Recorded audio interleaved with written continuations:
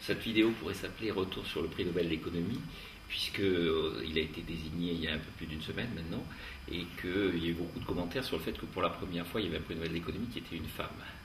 Elinor Ostrom. Bon, le problème c'est que ça a un peu masqué la réalité de ce qui est devenu le prix Nobel d'économie. Je crois que la vraie problématique maintenant, c'est d'abord de s'interroger sur le contenu de ce qu'on donne à ce prix Nobel,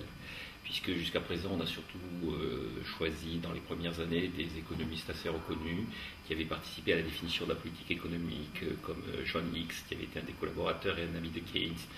Samuelson, qui est le grand économiste reconnu comme étant sinon le meilleur, du moins un des meilleurs économistes de l'histoire, et puis des gens qui avaient eu des parcours un peu particuliers, comme Georges Stigler, qui s'était intéressé à l'histoire de la pensée économique. Là, on a récompensé des gens qui n'enseignent même pas la science économique, c'est-à-dire des gens qui sont autour de réflexions sur l'économie, notamment le droit de propriété, mais qui n'enseignent pas en tant que tel la science économique. Donc c'est le cas d'Elinor Ostrom.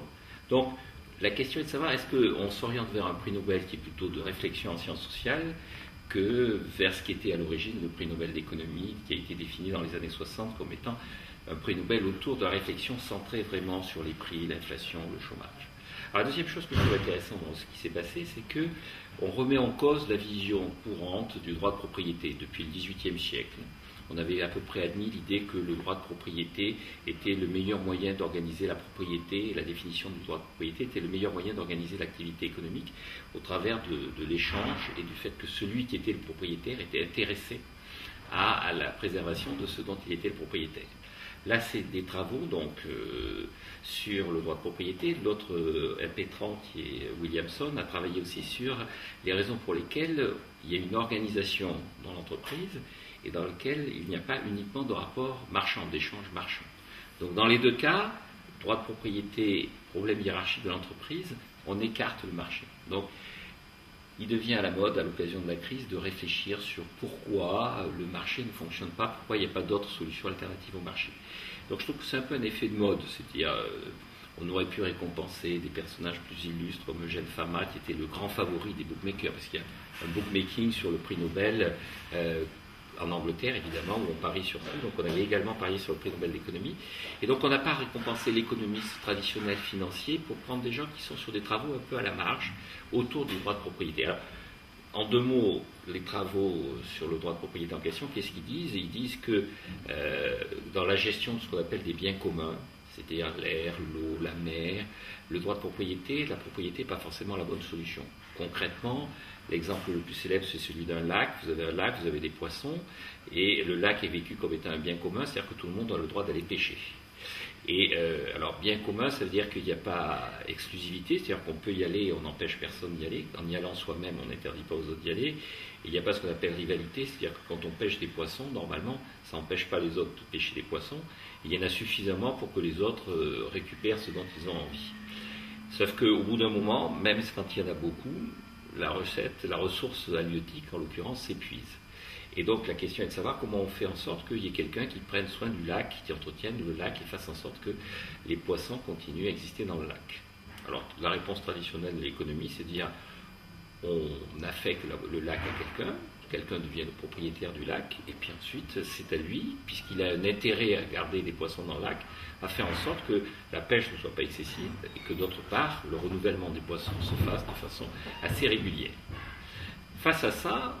il y a des gens qui disent, mais écoutez, mais pourquoi il y a quelqu'un qui serait propriétaire du lac? Donc on retrouve tous les problèmes du XVIIIe siècle sur qui a le droit d'être propriétaire du lac. On retrouve Rousseau qui dit c'est la force qui fait la propriété du lac. On retrouve les Anglais qui disent c'est les gens qui sont les plus à même de gérer le lac qui sont propriétaires du lac. Ce que dit Elinor Ostrom,